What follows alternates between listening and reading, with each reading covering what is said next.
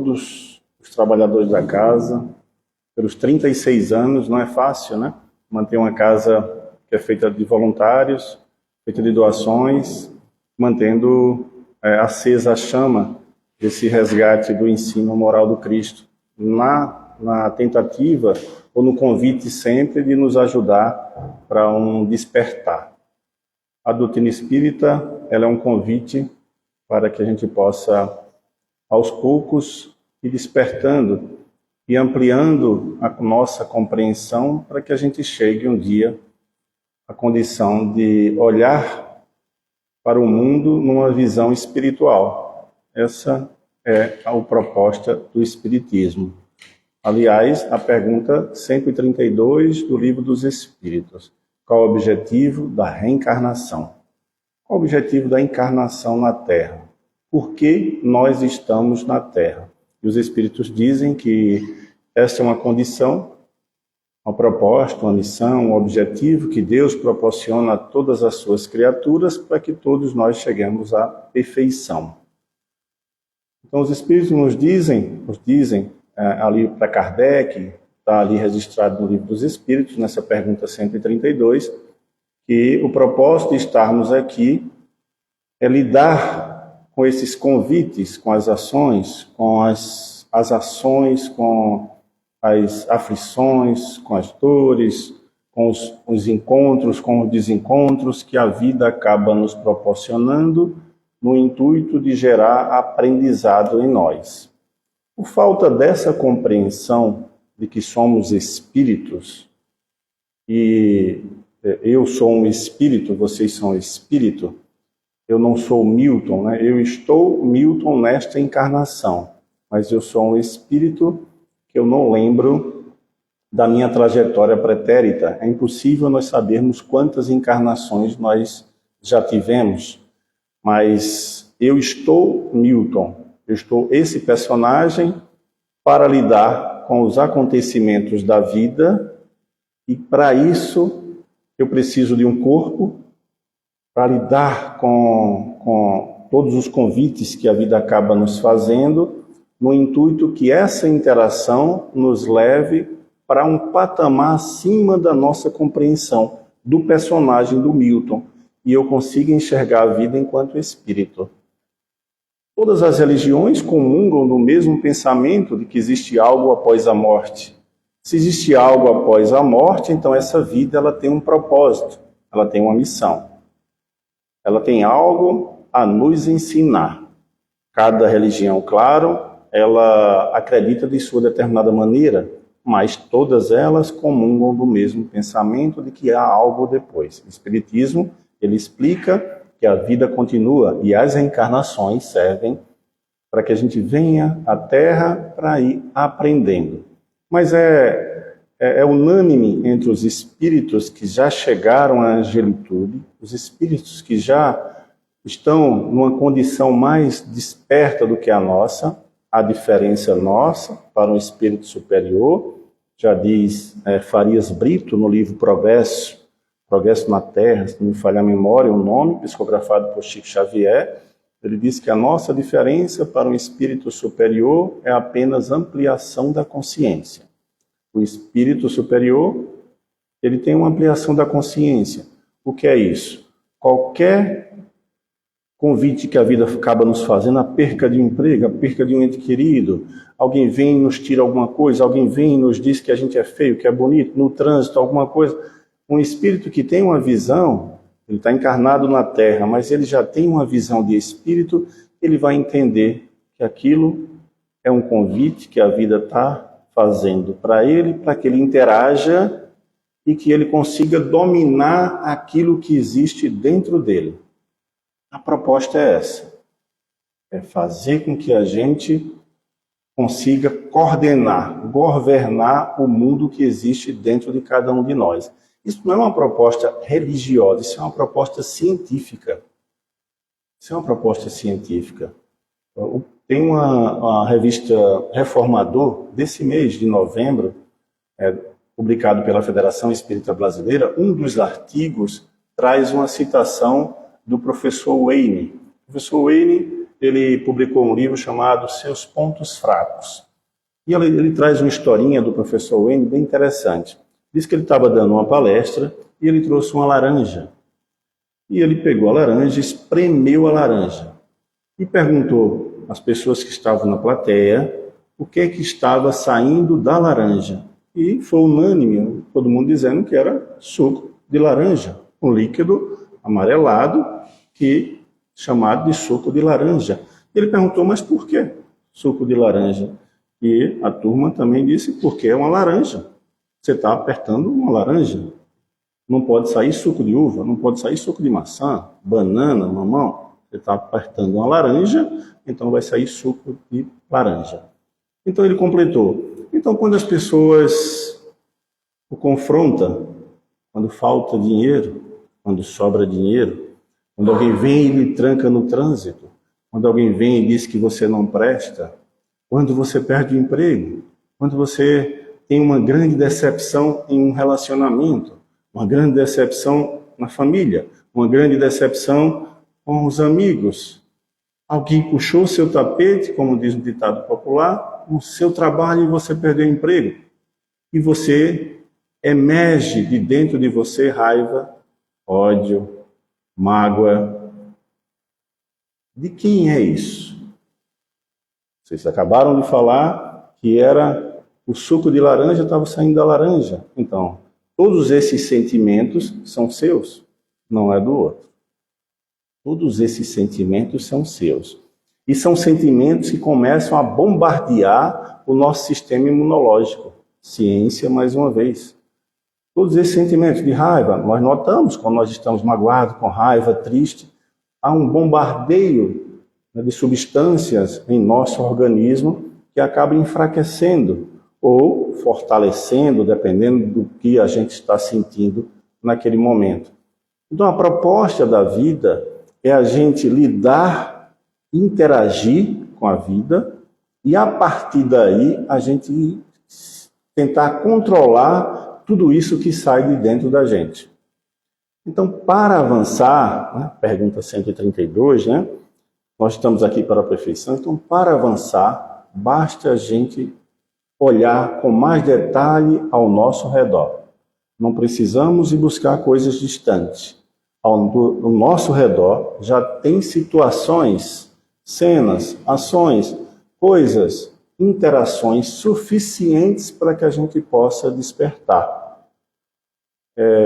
No livro E a Vida Continua, no capítulo 15, 12 ou 15, é um livro psicografado por Chico Xavier, e Ribas traz essa frase, traz essa explicação para Alexandre.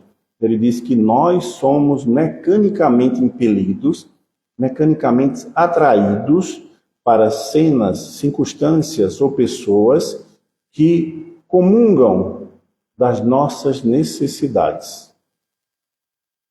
Então nós encarnamos na Terra com um corpo e situação, e família, e pessoas ali que têm a condição necessária para gerar algumas condições em nós para que a gente possa controlar isso.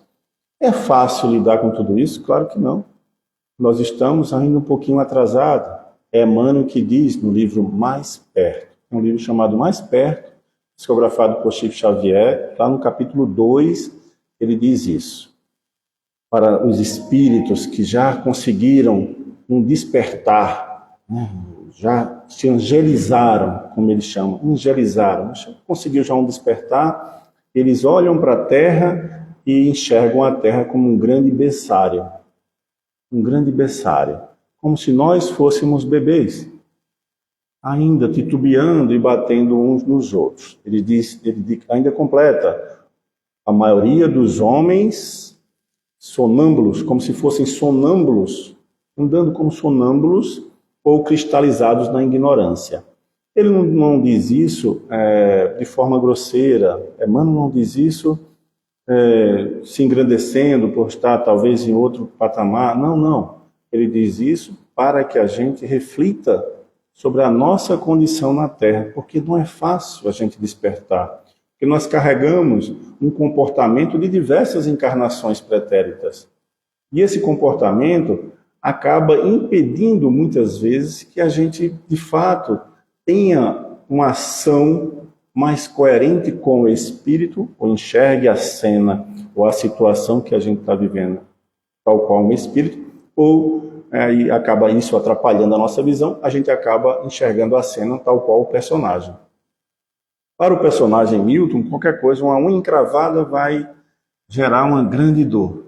Qualquer coisa, uma perda de qualquer coisa vai gerar uma grande dor. Para o espírito, ele está em busca de oportunidades. Ele está em busca dessas interações. E a Terra, ele é um planeta que acaba proporcionando para a criatura que aqui se encontra a condição necessária para a gente avançar. Infelizmente, como eu falei, a gente não consegue ainda enxergar, são poucos os que conseguem. Emmanuel diz, a maioria dos homens ainda sonâmbulos, a maioria ainda escravizados, ou cristalizados na ignorância, nesse livro mais perto, infelizmente. Todos nós não estamos numa condição diferente. Eu falo que a tarefa mais fácil na casa espírita é da palestra. Que a gente estuda e vem aqui passar só vem aqui passar o que a gente estudou, lembrou, e a gente vai citando aqui algumas situações. Essa é a tarefa mais fácil. Mas nossa irmã comentou sobre a campanha do quilo, sobre a sopa. São tarefas que requerem um pouquinho de suor, um pouquinho de disciplina, para vir nos horários, para participar. É uma tarefa que requer humildade, bater na porta das pessoas em busca de alimento. Aí sim, aí é uma tarefa varrer o auditório, organizar as cadeiras, organizar a fila. A tarefa mais fácil da casa espírita é dar palestra. Você dá palestra, vai embora e está todo mundo ali. Quem gostou, disse que gostou. Quem não gostou, pela caridade, fica calado. Então, e aí vai, Eu fui dar uma palestra numa casa espírita, numa cidade próxima. Inclusive, domingo eu voltei lá. Mas na primeira vez que eu fui dar palestra lá, eu preparei uma palestra bem maravilhosa. E foi uma palestra, eu achei que a palestra estava boa. E aí depois juntou uns 4 senhorzinhos, mais uma senhora, disse, meu filho, você precisa estudar mais um pouquinho, Aí eu fiquei naquela, caramba, Eu saí da minha cidade num domingo, Aí vim aqui, e para completar, você fala muito baixo. E a gente não escutou. Olha, já está falando que eu falo baixo. E eles disseram isso, você fala muito baixo e a gente não escutou.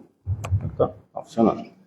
Aí eu disse, puxa, meu primeiro pensamento foi, puxa, eu saí no domingo, para dar uma palestra 4 horas da tarde. A casa não tem ar-condicionado. As minhas costas ficou suor, Aí eu fiquei pensando, puxa, será que eu volto aqui, Mas veja o milindre, Veja, é aí onde está a evolução. É aí os testes da vida. As provas da vida para que a gente possa crescer são aquelas que mexem no nosso egoísmo, no nosso ego. Egoísmo, ambição. É isso que faz com que a gente cresça. Não é superpoder. Ah, que maravilha, eu vou num centro espírita, vou participar da reunião mediúnica para eu fazer a cura das pessoas. Não, isso não eleva ninguém.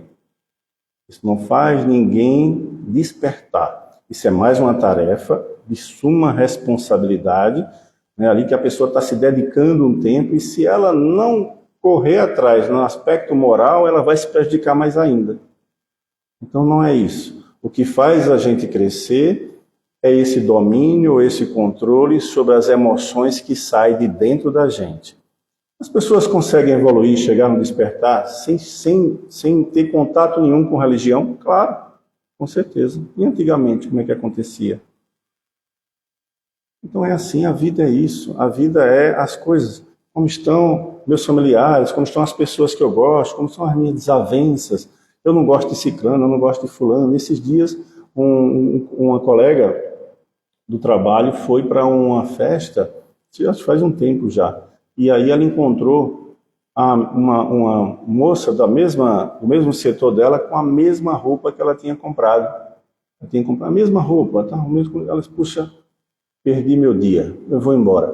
É por uma coisa banal. É claro que a gente respeita todo tipo de dor, né? Isso é uma dor que ela sentiu, a gente respeita. Mas note que coisa banal. Mas são essas coisas banais, são essas coisas simples, são os detalhes da vida que fazem com que a gente desperte. O despertar é isso. O despertar é eu crescer profissionalmente, comprar uma casa, um carro, isso. Não, nada disso. E também não é condenável nada disso. O que importa, nós somos apenas usufruto, nós temos usufruto da terra. É no livro Fonte Viva, mensagem 168. Quando Emmanuel nos diz, Emmanuel diz inclusive, ele diz assim, é engraçado, ele fala, é risível quer dizer engraçado. É engraçado como o homem pensa que é dono das coisas. Ele apenas detém o usufruto da terra. No direito, nós sabemos que o usufruto é quando eu tenho posse de um bem que não é meu, temporariamente, para que eu possa usá-lo de determinada maneira. Então, essa é a proposta. Nós temos apenas o usufruto das coisas para que a gente possa interagir. Emmanuel, no livro Vinha de Luz, na mensagem 28, ele diz que a Terra é um grande carro cósmico, como se fosse uma nave, e todos nós estamos numa viagem educativa. Veja todas essas lições que a doutrina acaba trazendo para a gente, Jesus acaba trazendo para a gente, os grandes iogues da Índia, né? Nós temos tantas pessoas que acabam trazendo lições interessantes, tudo nesse caminho de que nós não somos donos de nada. É igual Divaldo Franco dizia, né? O que temos, nós deixamos. O que somos, nós levamos. Então, a troca dessa interação com a vida é do que eu sou, não do que eu tenho. Não do que eu tenho. Eu acho que eu já falei isso aqui. Nós podemos dar... todo mês eu vou dar 1000 cestas básicas. 1000 cestas básicas eu vou dar todo mês. Depois de 10 anos eu tenho um pedacinho do céu? Não, meu irmão. Não é o que você dá. É o que você aprende enquanto você dá. É o que você é. Não é o que você tem. É a doação do que você é, não a doação do que você tem.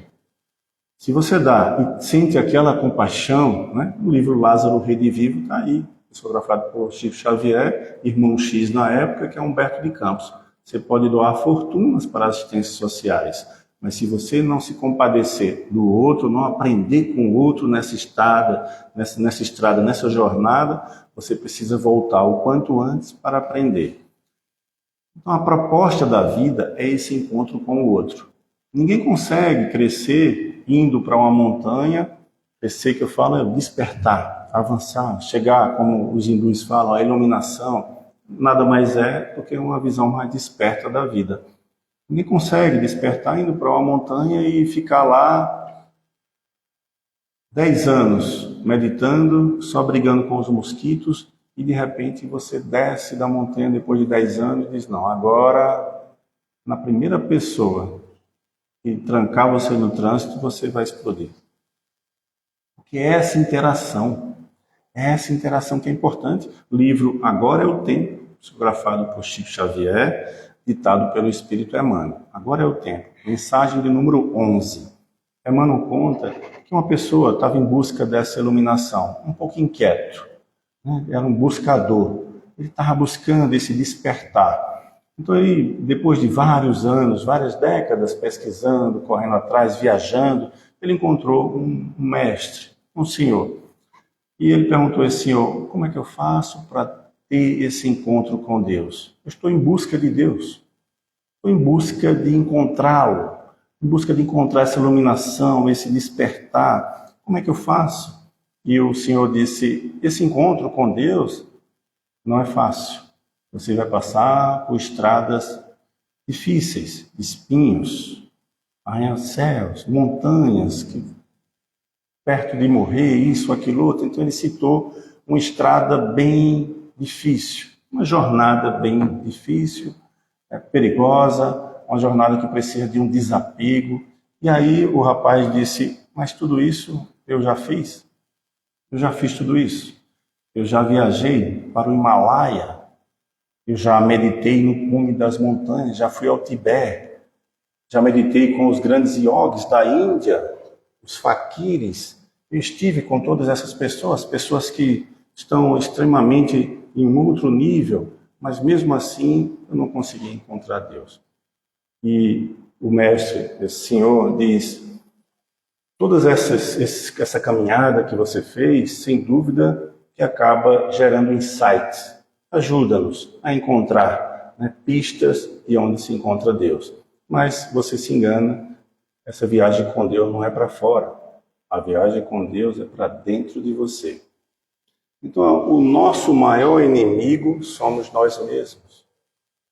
O inimigo não está lá fora. As outras pessoas são apenas interações que a vida acaba nos proporcionando.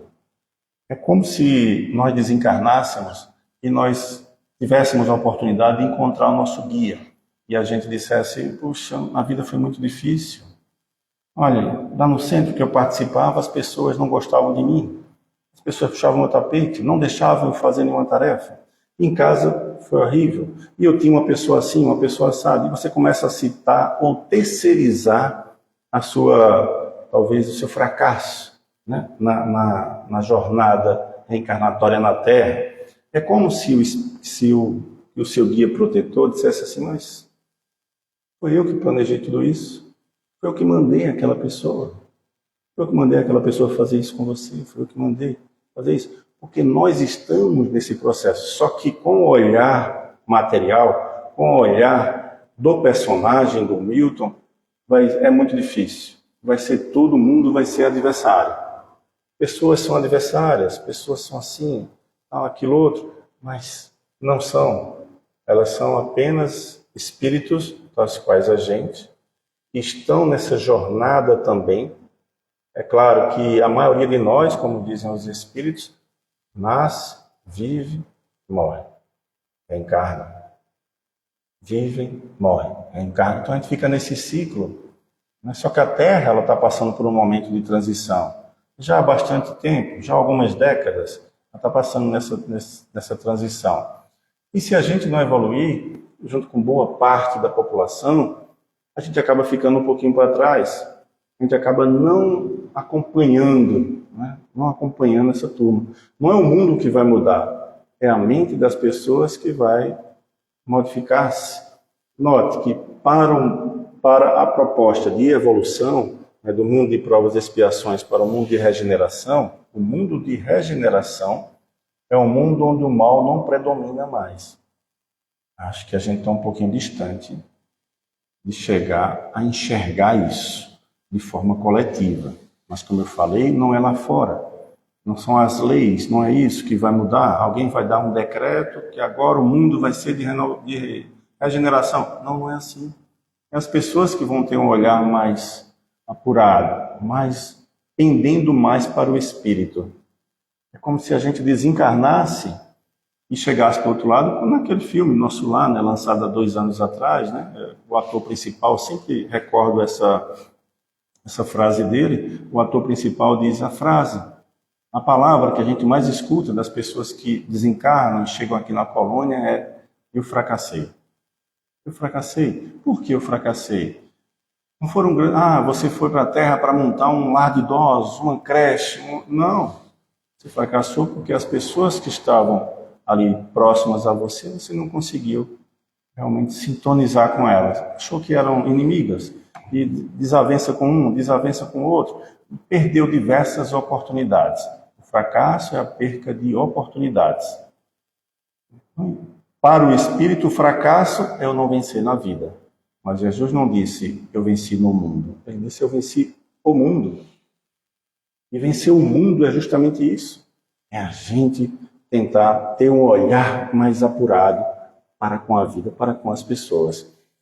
Muita gente, né, eu acho que a Terra, né, eu acho que não há um ser na Terra que não passe por provas, né, que não passe por algum conflito, alguma aflição. Acho que todo mundo passa por dificuldades, de tal ou qual maneira. Cada um sabe, tem um ditado popular que diz: ninguém carrega uma cruz, né, que não possa suportar.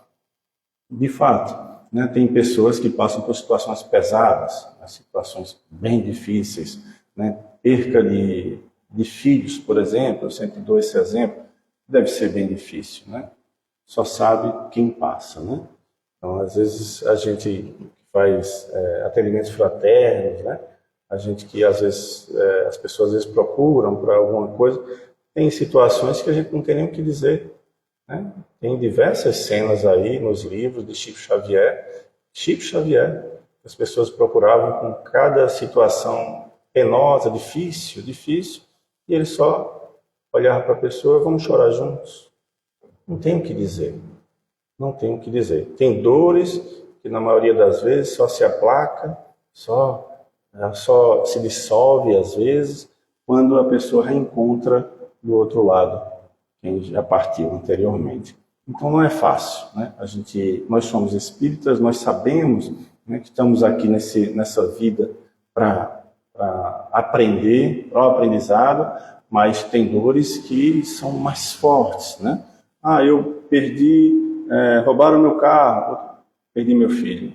Situação bem adversa, né? Complicada. Nós precisamos realmente ter esse olhar mais acolhedor, esse olhar mais apurado, né? Emmanuel, no livro Caminho, Verdade e Vida, na mensagem 142, ele diz isso, que nós não devemos rejeitar a vida. Nós devemos se apropriar da vida. Além de se apropriar, ter a responsabilidade por todas essas situações, responsabilidade por nossos afazeres, né? Porque às vezes a gente diz, puxa, eu sou um ser espiritual, então o mundo... Não, nós temos as nossas incumbências, as nossas responsabilidades. Na mensagem 142 ele diz isso, do livro Caminho, Verdade e Vida. Nós temos as nossas responsabilidades. Temos que fazer ela. O desafio nosso é que essa responsabilidade seja feita com um olhar mais espiritual. Essa é a nossa responsabilidade. E ele diz que a nossa primeira ação, ou o primeiro pensamento do discípulo de Jesus, daquele que quer realmente encontrar, que nós temos Jesus como nosso guia, nosso modelo, então, daquele que realmente quer chegar no despertar, a primeira lição é enxergar o caráter transitório da nossa existência carnal. Então nós precisamos, em tudo que a gente for enfrentar, é claro que talvez não seja tão simples assim. Estou passando por uma grande dificuldade, não, mas eu sou espírito, não é assim, eu sei, mas a baliza, a raiz, né, o alicerce da doutrina espírita não é que vai impedir a gente de chorar, não é isso, mas vai nos dar forças para que a gente não desista. É diferente. Vai nos dar força para que a gente não desista, para que a gente siga em frente, que o amanhã é diferente, que hoje nós estamos passando por uma prova e não é porque eu estou passando por ela, mas para que eu estou passando por essa prova. Para quê? O que é que eu tenho que aprender com isso? O que é que eu tenho que aprender com as pessoas que me cercam? Isso talvez seja um grande desafio nosso. Com meu esposo, minha esposa, o que é que eu tenho que aprender? O que é que eu tenho que aprender com meus filhos? O que é que eu tenho que aprender com meus vizinhos? O que é que eu tenho que aprender com as pessoas próximas? O que é que eu tenho que... Por que eu me zango tanto com isso? Por que isso me magoa? Por que essa voz não me deixa assim? Por que isso me deixa assado? Por que eu me alegro com isso? É nesse processo que a gente vai enxergando ou botando uma luz para dentro da gente e começando a enxergar. A proposta da pergunta 919, conhece-te a ti mesmo. É o conhece-te a ti mesmo. Todas as indicações, todas as mensagens que levam um esclarecimento maior, pede para a gente se conhecer melhor. Pede para a gente ter um olhar mais apurado.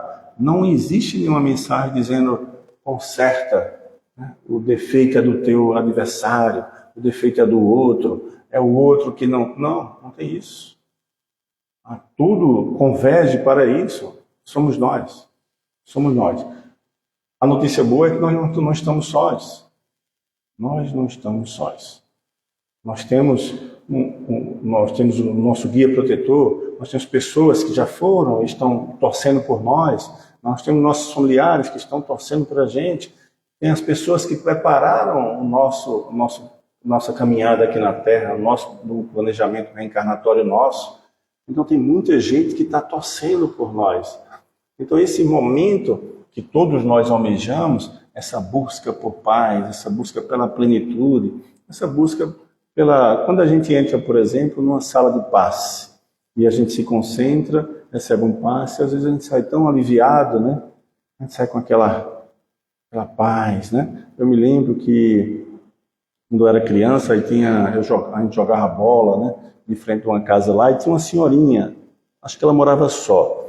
E aí ela não gostava, né, que as crianças jogassem bola ali, porque a bola batia na porta dela, e geralmente nos domingos ela ia à igreja, e ela depois chegava da igreja, as crianças jogando, então ela ficava, mas vocês estão jogando aí, eu estava tão em paz que eu recebi a hóstia, né? Eu estava tão em paz, e vocês vieram e tiraram minha paz, é vocês que tiram minha paz. E aí a gente parava ali de jogar, né? Então aquela coisa toda. Mas sem nenhuma crítica, claro, às vezes a gente mesmo faz isso também, terceiriza essas coisas, né? Quando alguém faz alguma coisa, a gente sempre, se a gente não terceiriza hoje, mas já terceirizamos muito.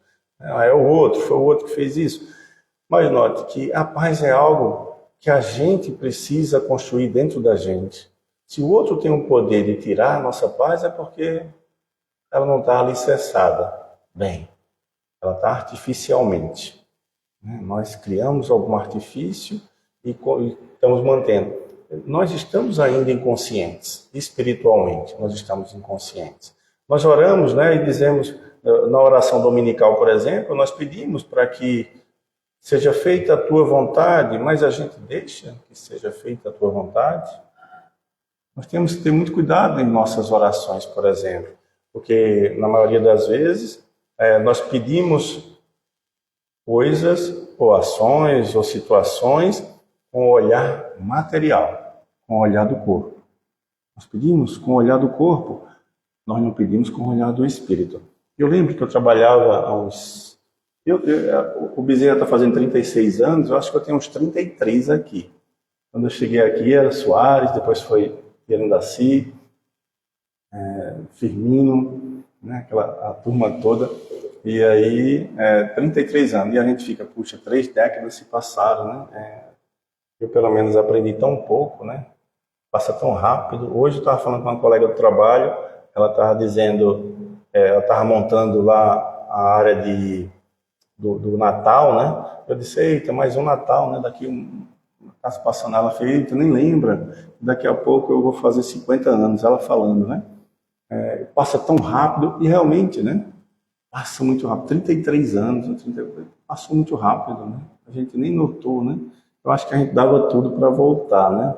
Com a sabedoria que a gente tem hoje, eu acho que a gente errava menos. Eu acho que a gente não deixava de errar, mas a gente acho que errava menos. Menos um pouquinho, né? Então são tantas... E o Bezerra, ele tem essa incumbência, né? De gerar, de manter essa chama acesa para todos nós, né? Acho que nessa época, acho que uns 30 anos atrás, a gente ia para o Cinesp, a gente ia para aqueles fóruns que tinha em Recife, a gente viajava bastante para conhecer os congressos, onde vinham os grandes palestrantes, trazer mensagens belíssimas e edificantes. E aí, teve uma época que eu falei para Soares, né? Soares, puxa, mais um, e a gente não muda, né? Mas negócio tão difícil. Aí Soares disse, é mais um convite, né? É mais um convite, né? Sem esses convites, o que seria de nós? Né? Às vezes as pessoas estão em uma religião, às vezes de outra denominação religiosa, e se afastam da religião. Não, eu não vou afastar da religião porque não era para mim. Puxa, se você está agindo de determinada maneira dentro da religião, imagina fora, né? Permanece, continua, né? É porque nós temos quando nós abraçamos uma religião, talvez uma visão um pouco errônea, né? Vamos ser santos, isso, aquilo, outro. É claro que a proposta é você combater isso que está dentro de você, né? Combater isso para que a gente combater esse orgulho, ambição, egoísmo, inveja, né? Todos esses comportamentos ou sentimentos que acabam fazendo com que a gente se distancie da nossa caminhada. A proposta é essa, é a gente tentar combater isso. Mas isso não é feito da noite para o dia. E nós temos que pegar leve com a gente mesmo. Às vezes nós pegamos tão pesado com as outras pessoas e pegamos pesado com a gente mesmo. Nós nos cobramos muito.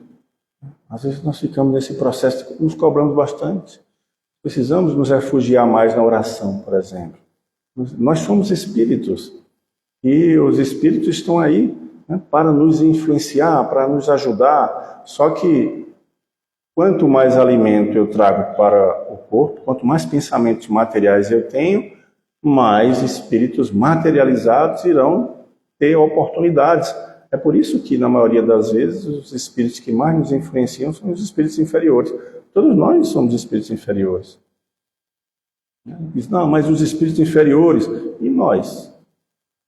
Nós, quando desencarnar, que vinha outra pessoa e tomar o nosso lugar no lar, como é que a gente vai ficar do outro lado? A gente vai atrás, então somos espíritos superiores, inferiores. A gente vai ficar zangado com fulano, cicrano. E aí, somos espíritos inferiores. Houve um acidente, foi o outro que me matou. Meu irmão estava no planejamento que isso ia acontecer. Não, mas não quero saber. Espírito inferior. A maioria de nós. O que a gente precisa é treinar agora nesse esforço para que a gente possa ver se a gente cresce um pouquinho. Às vezes, ultimamente tem dado muito esse exemplo, né? Em todas as palestras que eu dou palestra em várias cidades, eu dou sempre esse exemplo da oração, né? Acho que há uns 30 anos atrás eu tinha esse Hospital São Sebastião, que agora voltou, né? Mas tinha sido desativado, mas na época eu acho que eu estava com um problema no joelho, alguma coisa assim, e aí eu fui lá e fui mal atendido no hospital, né? Sabe, 30 anos atrás, mal atendido assim, porque não me atenderam, aquela coisa toda. E na época eu contei até para a Lindaci. Lindaci não lembra. Mas a Lindaci disse assim, olha, toda vez que você entrar numa fila, já começa a oração. Você já começa a oração na fila. Aí eu aprendi com a Lindaci, faz 3 décadas, isso ela não lembra. Mas eu faço isso. Quando eu entro numa fila, eu já começo em oração, né? Principalmente no voo, né? Eu já oro para o piloto, né? Não oro para mim, não. Oro para o piloto. A gente começa a oração. E realmente dá certo. E realmente, na maioria das vezes, dá certo. Você começa a oração. Qual é a vantagem de eu entrar em desequilíbrio ali ou em oração? A pessoa diz, puxa, mas como é que eu faço para me conhecer? É muito difícil.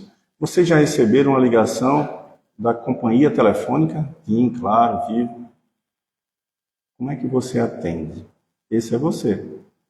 Você quer se conhecer? Então, esse é você. Não fica zangado, né? Esse é você. Do outro lado, tem uma atendente, que é uma colaboradora, uma funcionária, que tem suas metas a cumprir, que está cumprindo ordem, e aí, como é que... teve uma época, né? Geralmente, eu atendo ou não atendo, mas teve uma época que acho que foi do Bradesco, eu tinha conta do Bradesco na época, e eu estava usando um cheque especial.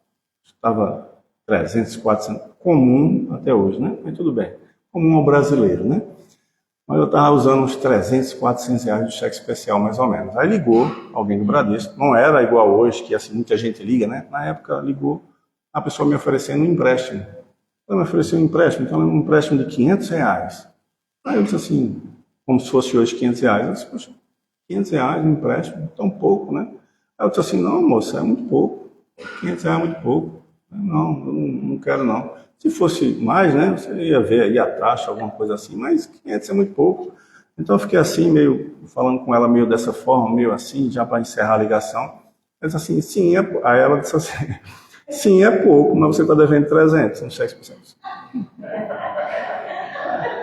Aí eu disse, aí eu disse assim, mas você teve autorização para entrar na minha conta? Ela desligou. Eu disse, olha, ela me ofereceu, mas ela ficou com raiva, né? Porque eu não aceitei, e ela disse que estava devendo. E que insulto, né? Aí eu fiquei chateado. Esses somos nós, né? Essa chateação, essa mágoa, né? Essas coisas, né? Eu tenho uma pessoa muito querida, gosto bastante dela. Eu acho ela uma pessoa fantástica. Ela é dona de casa, mãe de 2 filhos, faz faculdade, trabalha, malha, olha, cuida da mãe, ajuda, e está agora ensinando a uma colega a andar de carro. Mas, meu amor, como é que se consegue fazer tudo isso, né? Porque o homem ele não consegue fazer tudo isso, né? O homem, ele, é uma coisa por vez, né? Mas, não, já faço uma e já cuido das outras. Como assim? Essa é a vida nossa, nessa correria. E Emmanuel diz, é pegar tudo isso, todas essas interações, tudo isso que a gente está fazendo, e ter um olhar espiritualizado. Pegar tudo isso, ter um olhar espiritualizado com relação a isso. Não deixar essas responsabilidades. É estar no mundo, mas não ser do mundo. Porque senão a gente vai se contaminar com as coisas do mundo e aí desencarna e vai ter necessidades de voltar novamente e talvez, quem sabe, chegar lá, eu fracassei. Então ainda dá tempo. Todos nós estamos na Terra. Essa é a nossa principal reencarnação. Essa é a nossa principal, é a atual. É ela que vai definir qual será a próxima. É ela que ainda nós estamos com as pessoas que estão, muitas das pessoas talvez, ou algumas das pessoas que são necessárias para essa nossa evolução, que estão próximas da gente. É a gente olhar tudo isso com um olhar mais apurado, se refugiar mais na oração, pedindo forças para que a gente possa, de fato, avançar, crescer, e não enxergar tanto a vida, não é fácil, como eu falei, mas não enxergar tanto a vida com esse olhar do personagem, e sim com um olhar espiritualizado. Eu dou sempre esse exemplo, eu gosto de repetir, estou encerrando já, Walter, tá quase na hora. Eu dou sempre esse exemplo. A nossa diferença para um espírito superior, que é essa ampliação da consciência, é igual, dar o exemplo do carro, que eu sempre dou esse exemplo do carro, que fica bem registrado. Comprei um carro, 60 prestações. Não paguei a primeira, nem fiz o seguro ainda, porque eu pago a prestação ou faz o seguro. Então deixei aí, quando eu saí daqui do centro, o carro foi roubado. 60 prestações, 5 anos para pagar. Então o carro foi roubado. Eu, espírito inferior, eu iria chorar os 5 anos, porque o banco não iria me perdoar, O banco ia cobrar os 5 anos. Um espírito superior, um espírito que já tenha uma visão de espírito, ele ia verificar, de fato, se deixou o carro ali, iria para os trâmites legais, prestar queixa, isso, claro, mas ele iria agradecer a Deus a oportunidade do trabalho. Veja a nossa diferença. É só para a gente se enxergar e ver a nossa diferença para o espírito superior. É só essa. Não, mas é porque o espírito superior faz cura e eu não faço. Não. Pense nessa situação. Esses dias eu perdi uma caneta, quase. Eu perdi um carregador de celular, imagina. Para hoje é mesmo perder um braço, Perdeu o carregador do celular. O celular está em 2%. Parece que é seu coração que está parando, Meu Deus, meu celular está em 2%. Pô, parece... hoje está assim, Infelizmente. A gente não consegue se desvencilhar, A gente não consegue se separar. A ideia é essa, é a gente estar no mundo, mas não ser do mundo. Não deixar que o mundo nos contamine com as situações. É estar nele e tentar enxergar ele enquanto espírito. O que é que isso vai fazer? A gente vai ter uma carteirinha de bonzinho? Não. A gente vai sofrer menos. Porque a evolução se dá individualmente. Como eu disse, nosso maior inimigo somos nós mesmos. Então, a nossa luta, essa espada que Emmanuel diz lá na pergunta 304 do livro Consolador, devemos pegar a espada renovadora, fazer essa luta consigo e não deixar que os nossos comportamentos, as nossas reações para com os convites da vida não sejam capitaneadas pelo orgulho, vaidade, egoísmo e ignorância. Sejam capitaneados pela nossa inteligência. Gratidão a todos vocês.